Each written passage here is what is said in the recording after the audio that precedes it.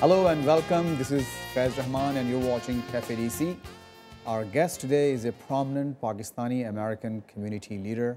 He's been involved over the years in lots of activities, has done a lot of work, not just for the community here, but also for his motherland, Pakistan. We will welcome him and let's just start talking to Dr. Nisar Chaudhry. Dr. Saab, thank you very much. Pleasure to have you here on the show. The pleasure is mine. Good. So let's just, again, this is Cafe DC and we'll just have a chit chat about your background and what you have done. I have personally watched you over the years, or many years, at least 25 to 26 years probably, and have seen you in action on lots of fronts. One item or one aspect of your work is being a close association, or I should say interaction, with the Washington think tanks. A lot of Pakistani Americans don't go or don't pay attention to these activities where most of the policies basically start. These are the incubators of ideas and those ideas which actually become national policies. So share your experience of working with think tanks here in Washington. Yes, it's a very good question. I tell you that even I started my own campaign working with the legislators. At that time, I believed that how can we understand the system until we involve in the system and engage in the system, mainstream America. Only then we can get help if we understand the system. So that is how I started. And then I realized that legislative arm is just one side, one arm of the government. But if there's any country in this world which has most complex system of governance, of foreign policy, and monitoring the globe, there's no other country like USA who has such a sophisticated and complex system that they have. So that's the only country which monitors every corner of the globe round the clock. There's no other country which has that capacity even. So I decided that I should really work in the centers of powers and with the institutions and with the think tanks. Just rightfully you said that in think tanks, they are commissioned actually to work on a project, do the research work. They should do database gathering, they should analyze it, synthesize it, and then give policy recommendations. And the same things after deliberations through multiple agencies and through multiple centers of power, they become policies of the state, ultimately, because politicians really don't have a lot of time to themselves develop these kinds of or craft So the ideas policies. begin either in newspapers, columns, Yes. by columnists, writers, or these think tanks. Think tanks. And then they take a shape. And actually, I have seen personally over the years here that how one idea, which is just an idea at some point, becomes the state policy. Dr. Saab, one more thing. Why do you think Pakistani American community is relatively new in this country? But why do you think it's important for especially immigrant communities to interact with not just with their representatives, but also these other institutions, as you say, other power centers, especially here in the DC area, in the Washington area? It's very simple, because even the legislators go to those research centers. Congress has their own Congressional Research Center, and think tanks are there. They all really go towards those areas who do research in different areas, which includes, of course, every aspect of life. You know, this country is a country of laws, and everything is regulated. It's full of regulations. And when they make these regulations, even when they are considering assisting some country, they go to these think tanks, they go to the Congressional Research Center, and they have done research on all these things, and they give them the feedback, And that is how, and their staffers then do research work. And then they brief the senators and the congressmen and write it for them, and they exactly just read Right. what those people have written for them. The congressman, for example, is only there for 2 years. Believe me, throughout those 2 years, he's I mean, their always term busy is only doing for 2 years. fundraising. The term is only 2 years, but Only they 2 can years, yes. they can go on and on. I mean, we On have and seen on. members who've been here for 40 years. Yes, Yeah. that is true. Until they Congress. do some blunder or they fumble or something goes wrong in a big way, they generally continue. And their problem is that since their term is of 2 years, throughout those 2 years, they are given more time to fundraisers. I mean, their efforts kind of divided on Yes. getting first re-elected, making sure that, yes, they have the job Yes, exactly. after 2 years. So Exactly. right after they get elected, the machinery to get them re-elected starts. But on the other hand, the most important job, of course, to legislate. Yes. And you Lawmaking. cannot legislate until you are very, very well informed about an issue. And that's where these think tanks come in, as you, You said it rightly very said. well. Yeah. I'm happy that you touched and picked on that point. The job of the legislators should make laws to protect their citizens, to protect the national security interests. And I wish the same thing happens in Pakistan. I personally, in my opinion, I think legislators should not be given the money to make roads, to make streets, to make bridges, to make those things in Pakistan as it happens. And for sanitation, even they are, for schools, they are given the money. For reconstruction, they are given the money. So, I mean, what you're trying to say is all those development projects are funded through these elected representatives. So their efforts are being directed towards, spending that money, and of course, then there comes chance of corruption, nepotism. So Certainly. rather than spending energies on in this case, legislation. let me take you back to the legislative side first, which I started to begin with. I was a pioneer actually in this area. When I started doing these fundraisers for the legislators and brought them to the houses and drawing rooms of our community was surprised that these people come to the houses also. We never knew this. I was, for example, in 85, 86, I was the president of local chapter Apna, and I held 4 meetings in 1 year, quarterly meetings. In each meeting, my keynote speaker was a congressman, and they had never experienced this thing. Once it was Mel Levine, one it was Tori Shelley, one it was Charlie Wilson, and once it was Dan Burton. I mean, I was the first one who raised fundraisers for these people from our community in Washington, D.C. So I pioneered this process, and I'm very glad that now there are many more who have moved into this area. In case of legislation, and we got mileage also from this. I always got help for the Pakistan as a nation also. For example, our Congressman Tori Shelley, he was a member of Indian Congressional Caucus.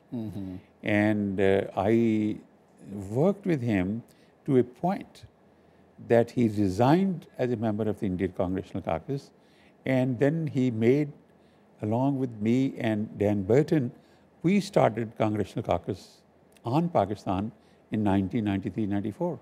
And Dan Burton office was handling it, and we took the membership quite high as well. And so these people, the beauty is that these people are fair. If you work with them, cultivate them, you are fair, they are fair, and if you educate them about your own community as well as country, they are quick learners. Doctor, there are like 2 questions that come to my mind. First, Yes. You mentioned about these fundraisers, and basically you have seen now so many fundraisers and functions like events like these across the country. People have become richer in the community, doctors, engineers, now entrepreneurs. So they have a few cents to spare, so they invite members of Congress. My question is twofold. First, tell us what's the significance and how does this fundraising phenomenon with the voters and people outside one's constituency works in the overall big picture of this political process, number one. Number two, has the community itself been able to benefit from this process, even though they're having these fundraisers, spending lots of money on these members, also on these events? In proportion, have they been able to draw something out of it, this process, when it comes to Pakistan and when it comes to their own well-being here in this country? Faiz bhai, I must say that you are addicted to asking very good questions.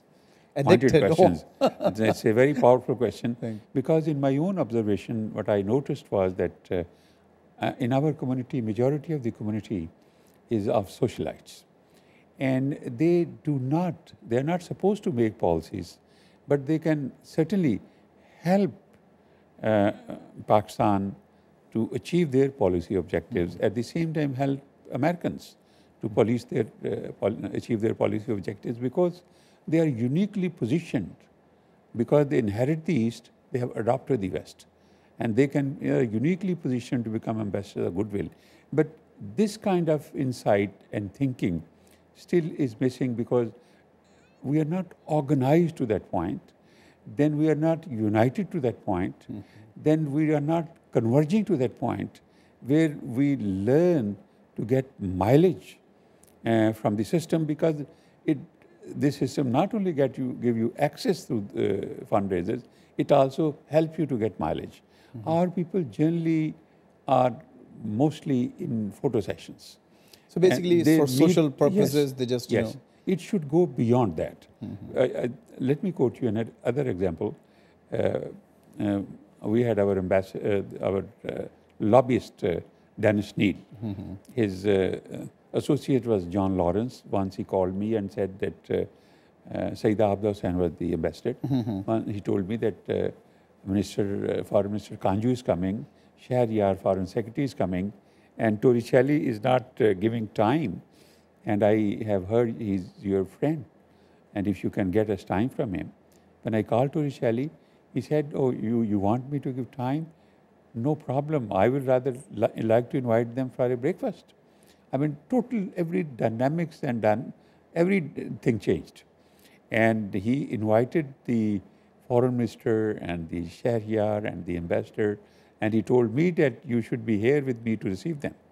So this is, and then imagine the message he gave. At that time, Jim Baker was working to put Pakistan on the list of terrorist nation states, and it was a serious issue, and he was summoned actually to give certain explanations. He did not mention anything, but Torricelli asked him, "I understand you are here and summoned by Jim Baker, the Secretary of State. You are meeting him. Please, when you meet him, tell him that the democratic leadership is very upset the way you are treating a friend like Pakistan." That is mileage. Good. Then so that means, after all, the community is drawing some kind of mileage, and certainly, even though it may be disjointed, fragmented here and there, but it is bearing some fruit. This is a very interesting topic. Another example I would like to tell you, you would like it also. Charles Schumer, the senator from New York, in 1996. He was a congressman, He was senator at that time. Okay. I invited him to my house. I had a fundraiser for him.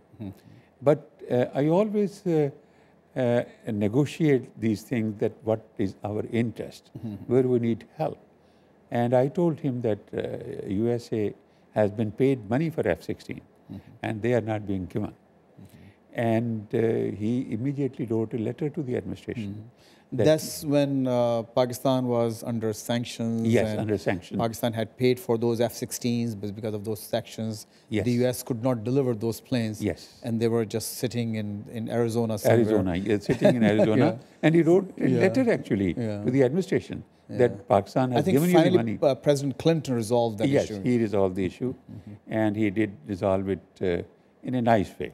I mean, both countries had face saving, and it was to the almost full satisfaction of Pakistan as well. And even President Clinton mentioned that, in all fairness, We can't retain this money. We need to deliver the planes. Dr. Saab, we will take a short break here, and after we come back, and then basically I want you to also share your ideas about continuity of this work and putting in place a process where things are followed upon and proper results are measured in a way that can be seen and presented as solid gains of this process. I understand what you So, mean. Dr. Nisar Chaudhary is with us today. Please stay with us. We'll just take a short break and come right back. The most sensitive negotiations are not done through the investor. They're always done through private citizens.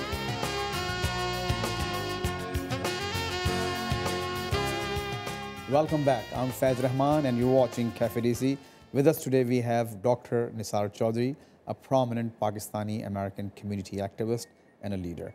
Dr. Saab, welcome back to our new segment. Okay, so basically my question was, before we left for the break, in your opinion, yes, I know there are lots of efforts across the country. I mean, all the way from Las Vegas to Maine, Florida, Houston. People are, they have some money to spare. They invite these representatives to their homes. They talk to them. They take photos. But is there a national leadership in place in this country to transform all these gains, all these activities into proper gains? And who is here to follow up on those gains? Another powerful question, I must say. Before I answer the question, please, let me give you a small example. Christina Rocca, she used to be our Assistant Secretary of State, a very dear friend. I think after Richard Boucher, yes, she became the Assistant Secretary for State. Yes, she was for South Asia. No, she came after Earl. What was his name? That Democrat for 4 years, from '96 to 2000. He was there. She followed him, and a very dear friend. We were sitting together, and she asked me and told me, Dr. Nisar, let me take off my Assistant Secretary's hat for a moment. Carl Linderfirth was. Carl Linderfirth, She succeeded Carl Linderfirth. Okay. She told me that I'll take off my hat as Assistant Secretary of State, and let me tell you, Pakistani people are smart people. They are wonderful. They are very intelligent. You work with us. We always admire your work. Not only me as a friend, but South Asia Bureau as well as State Department admires your work. But there's a problem with Pakistani community.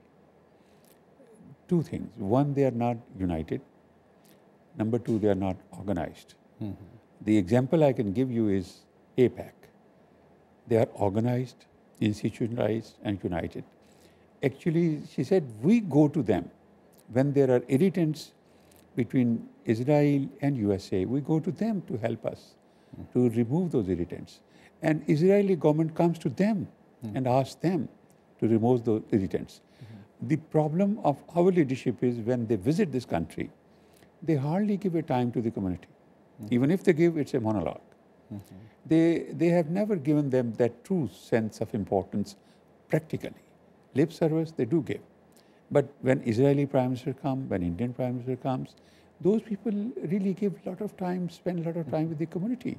That helps them but to do more. To be fair with the community, I think Pakistani American community is a little newer and than the Israeli community or the Jewish community in this country. They have a long history, plus the resources. Of course, the community now has entered into a phase where there are a little bit more financially independent people than, but in the early days, still, but that's a very good point.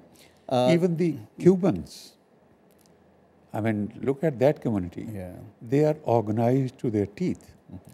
These congressmen and senators, they may be contesting in their own states. But believe me, they try to win Cubans in Florida. They go there for fundraisers. They are so much organized. Our community has come a long way. But this baby has yet to go a long way, because you have to get into the system. Just working with the legislators does not put you into the system. You live inside the beltway, and you know their system is, I mean, full of high voltage wires and interwoven in so many facets that to understand the system it takes time. And our community, certainly I agree with you that this is a very good trend that they are working with the legislators. But they should also know, they should listen to their scholars, thinkers, and their authors who do research work. Like, I'll just give you example, you saw even Michael Hayden and other scholars from Carnegie and other areas, they were there at the Apna convention. I organized that symposium and chaired and moderated it. We need to listen to these people, because government to government dialogues are very different. They're very formal. Private citizens track to diplomacy. I don't mean the importance of embassy has been tapered down. They are important. We need embassies. But the most sensitive negotiations are not done through the embassy. They're always done through private citizens, from back door or from behind the scenes. So Pakistani Americans are rightly said. I mean, the community is an asset not just for the Pakistanis, Pakistan, but also for the Americans and the American institutions. Yes. No doubt about it. And they can lean on them in time of crisis. And I think it did happen, Dr. Saab, in the 90s, if you remember, when Pakistan was about to be declared a terrorist state. Yes. The community came through, they called their representatives, and that resolution was defeated. They worked very hard. Yes, and I was in Los Angeles, and I could tell the energy, the whole issue energized the community. They came together. They really started a very effective campaign. Having said that, however, you talked about not being united. I think it's pretty much true for every community in this country, all the way from even the Cubans, the Indians, the other communities. Another problem that I have seen myself with the community is they're not very clear about their agenda. When they go talk to these legislators, these think tankers, or any person from the administrative, they have a long list of issues which hardly has anything to do with Pakistan, but it's about the entire world, the entire Muslim world. And of course, I have seen members of Congress and senators being so confused what these guys are talking about. I mean, if they're Pakistani Americans, why don't they just keep this meeting limited to Pakistan and the Pakistani US-Pakistan relations? Exactly. So I'm sure you've been also a victim of this then when you take friends many times to meet, lots of other issues. They shoot from the hip sometimes. They come up with a surprise. Exactly. And another issue, again, I have seen, the lack of training and understanding of the process. Still, well said. Yes, well said. A lot of times we don't ask questions that are actually supposed to be asked. For example, we'll ask a question which rather should be asked from a senator or a member of Congress than a person from the administration. True. So there is still confusion, but I'm sure we'll get there sometime. Even in this country, Fazpai, let me tell you that bureaucracy is different than the legislators. They have their own sometimes conflicts. Like Pentagon has a difference with the State Department. Some CIA comes, they can overrule everybody. So differing with each other is a different scenario.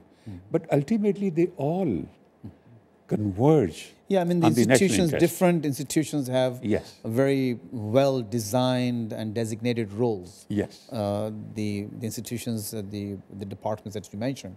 And there's always, of course, always a turf war, so to speak. Yes. But again, as you said, people come to a conclusion, a consensus, They and converge. then go from there. On the when it comes to the national interest, ultimately they converge. This is a misconception in Pakistan that Republicans are pro-Pakistan or Democrats are pro-Pakistan or Pentagon is closer to Pakistan Army or Pakistan. This is not the case. What is supreme for all institutions of this country is how to protect the American interest. That is supreme to them. Nothing else is more important to them than protecting their own interest. And Pakistan also has a responsibility. And they should exercise their responsibility, though, to protect their own interests. Do you think Pakistanis really understand the nature of this relationship and the multi-power structure of this country? When they, for example, one leader will get up and starts criticizing the government as if there's just one person, Obama, or one senator who is responsible for everything. Is there... Every question you ask, really, you roll out actually a big issue. And this is true that our people are wonderful people, without any question. They have a tremendous potential, and they have a potential to become a voice in this country. They may not have leverage, but they can influence the decision-making process or those who make the decisions. They might not have that power to do mind-bending of people, but they can educate people, certainly. But that need institutionalized decision-making process through an organization where they can converge. For the time being, I only see only one symbol of unity for Pakistani community is the ambassador of Pakistan. He can only bring them together under one roof, under one tent. Even though that's not his role. That is not his job. That's not his primary role. That is not his job. Exactly. I mean, it's the community's job to He has come together, to bridge the gap between these two countries and expand trade and commerce and investments, and also realign and reinforce and make this relationship enduring. But there are very good, some good signs as well, Dr. Saab. You seen this Apna convention last week. That was a very good show. You were part of that show. We were also there. VOA covered it very heavily. We had about 11 people covering this 4-day show. But hopefully things will get better and smoother. Certainly, neither Rome nor Rome was built in one day. Exactly. But our community is moving forward, notch by notch. It will take time. We should hope for the best and continue to subscribe and exercise our responsibility to subscribe.